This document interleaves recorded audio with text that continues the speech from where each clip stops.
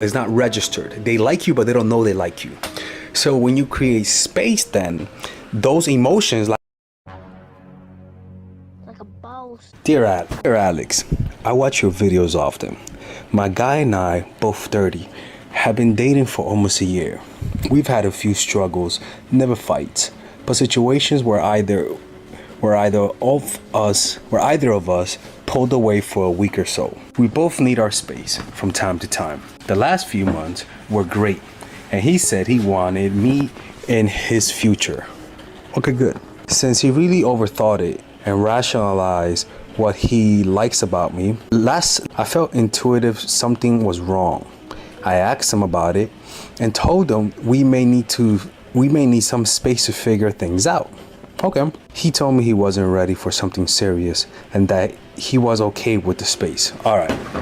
You see, this is the thing, okay? A lot of the times when we create space, we think that we're doing something wrong because it doesn't work. What happens is that when you create space and the guy is happy to create the space, listen to me, man, we all have cognitive biases. We all want to believe that the person likes us. What do you think it means when you say, let's make some space, and he's like, okay? Like, think about that. The whole time it meant that he liked you, but not enough to suffer in your absence.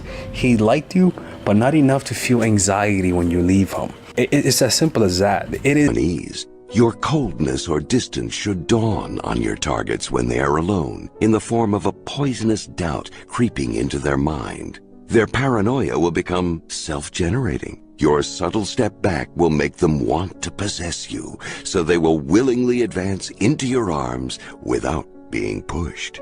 This is different from the strategy in which you are inflicting deep wounds, creating a pattern of pain and pleasure.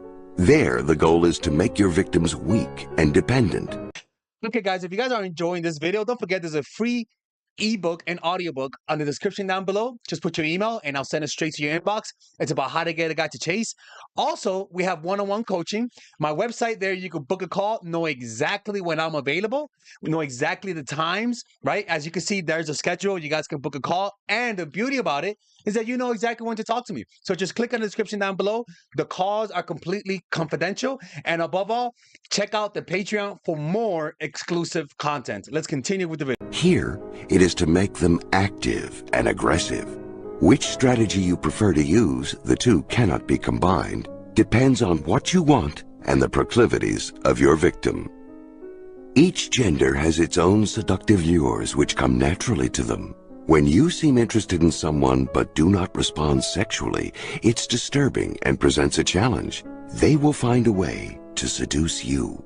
To produce this effect, first reveal an interest in your targets through letters or subtle insinuation. But when you are in their presence, assume a kind of sexless neutrality. Be friendly, even warm, but no more. You are pushing them into arming themselves with the seductive charms that are natural to their sex. Exactly what you want. You see, whenever you value something, anything, there's always an underlying fear. Almost like when racers are ready to hear the 1, 2, 3 go. There's almost like an energy pent up. Like when you're anxious, or when you feel nervous or scared, blood rushes to your hands and feet. It rushes to your limbs, and so you'll feel a rush of energy in your hands and feet, and sometimes that's felt in the form of fear or nervousness. And the reason why you feel that is to prepare your body to act if something comes up. So you move, right? You're more twitchy, right? It removes energy, it removes blood from your stomach, right? So it affects your digestion, and it'll translate everything to those parts, to your limbs, right? And so it's very similar to when you love someone and when you like someone and you're not aware of it, because sometimes some guys have something called alexithymia, where alexithymia is when you feel something but you don't know that you're feeling it, right? When you feel angry but you don't know that you feel angry. You feel sad but you don't know that you feel sad. You have a disconnect between your brain and body. And the people who experience alexithymia more is actually men, of not being aware of what they feel. They think they don't feel something when in reality they feel it. So when somebody likes you, there is pent up energy inside of them, and because you don't give them space, that energy is not felt, it's not registered. They like you, but they don't know they like you.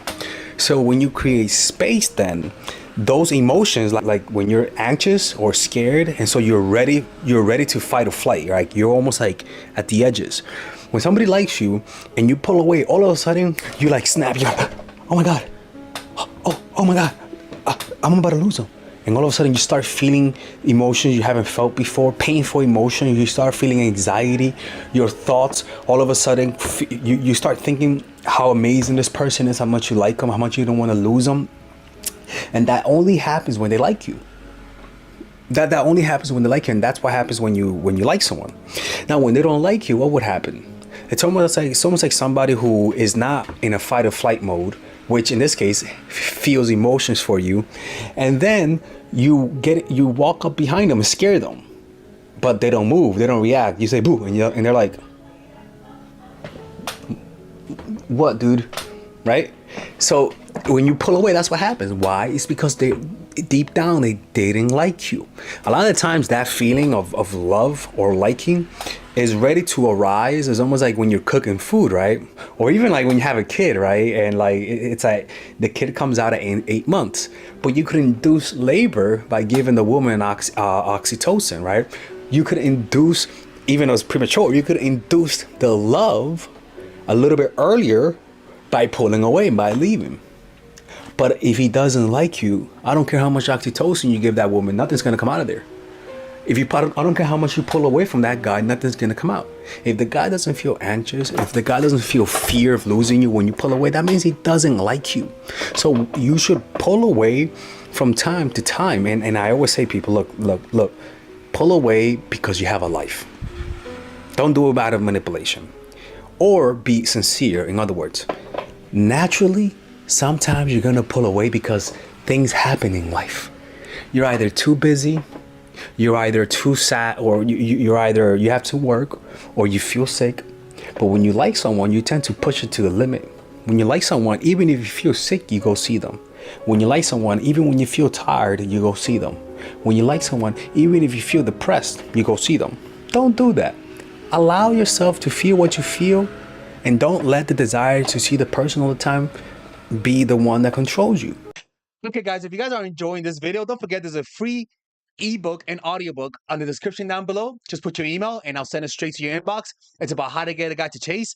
Also, we have one-on-one coaching. My website there, you can book a call, know exactly when I'm available, we know exactly the times, right? As you can see, there's a schedule. You guys can book a call. And the beauty about it is that you know exactly when to talk to me. So just click on the description down below.